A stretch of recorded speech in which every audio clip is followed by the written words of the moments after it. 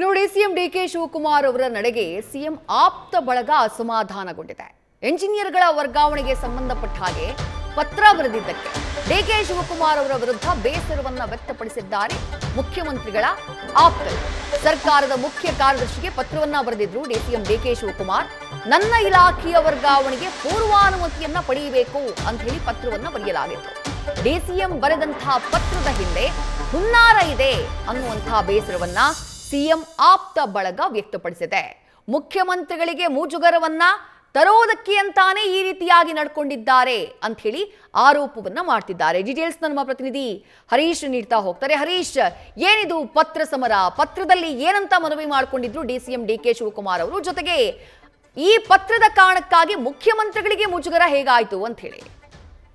ವಿದೇಶಿ ಬಹಳ ಮುಖ್ಯವಾಗಿರುವಂತದ್ದು, ಇತ್ತೀಚೆಗಷ್ಟೇ ಸರ್ಕಾರದ ಮುಖ್ಯ ಕಾರ್ಯದರ್ಶಿ ಶಾಲಿನಿ ರಜನೀಶ್ ಅವರಿಗೆ ಡಿಸಿಎಂ ಡಿಕೆ ಶಿವಕುಮಾರ್ ಅವರೊಂದು ಪತ್ರವನ್ನು ಕೂಡ ಬರೆದಿದ್ರು.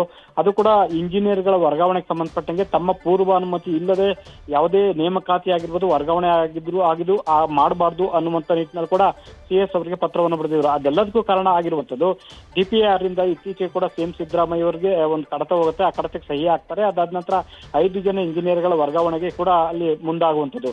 ಸೊ ಇದಕ್ಕೆ ಸಂಬಂಧಪಟ್ಟಂಗೆ ಕೂಡ ತಮ್ಮ ಇಲಾಖೆಗೆ ಸಂಬಂಧಪಟ್ಟಂಗೆ ಯಾರು ಕೂಡ ಹಸ್ತಕ್ಷೇಪ ಮಾಡಬಾರ್ದು, ಪೂರ್ವಾನುಮತಿ ಪಡಿಬೇಕು, ಪಡೆಯದೆ ಈ ರೀತಿ ಮಾಡಬಾರ್ದು ಅನ್ನುವಂತ ನಿಟ್ಟಿನಲ್ಲಿ ಕೂಡ ಡಿಸಿಎಂ ಡಿಕೆ ಶಿವಕುಮಾರ್ ಅವರು ನೇರವಾಗಿ ಸರ್ಕಾರದ ಮುಖ್ಯ ಕಾರ್ಯದರ್ಶಿಗೆ ಪತ್ರ ಬರೆದು ಅಸಮಾಧಾನವನ್ನು ಹಾಕಿದ್ರು. ಸೊ ಇದು ಮಾಧ್ಯಮಗಳಿಗೆ ಕೂಡ ಬಹಿರಂಗವಾಗಿ ಕೂಡ ಗೊತ್ತಾಗಿರುವಂತದ್ದು. ಹಾಗಾಗಿ ಇದು ಸಿಎಂ ಪರಮಾಧಿಕಾರ ಆಗಿರುವಂತಹ ಹಿನ್ನೆಲೆಯಲ್ಲಿ ಕೂಡ ಅವರು ಸಹಜವಾಗಿ ಸಹಿ ಹಾಕಿದ್ದಾರೆ. ಆದ್ರೂ ಕೂಡ ಡಿಸಿಎಂ ಡಿಕೆ ಶಿವಕುಮಾರ್ ಅವರು ಪ್ರತಿಯೊಂದು ವಿಚಾರಗಳಿಗೆ ಡಿಕೆ ಸಿದ್ದರಾಮಯ್ಯ ಅವರ ಬಳಿ ಬಂದು ಚರ್ಚೆಯನ್ನ ಮಾಡ್ತಾರೆ.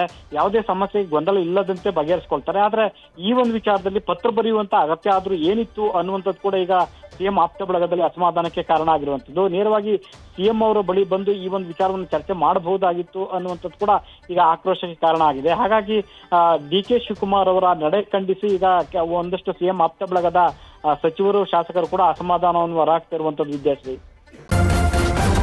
ನ್ಯೂಸ್ ಫಸ್ಟ್ ನಿರ್ಭೀತಿಯಿಂದ ನಿಮ್ಮ ಪರವಾಗಿ.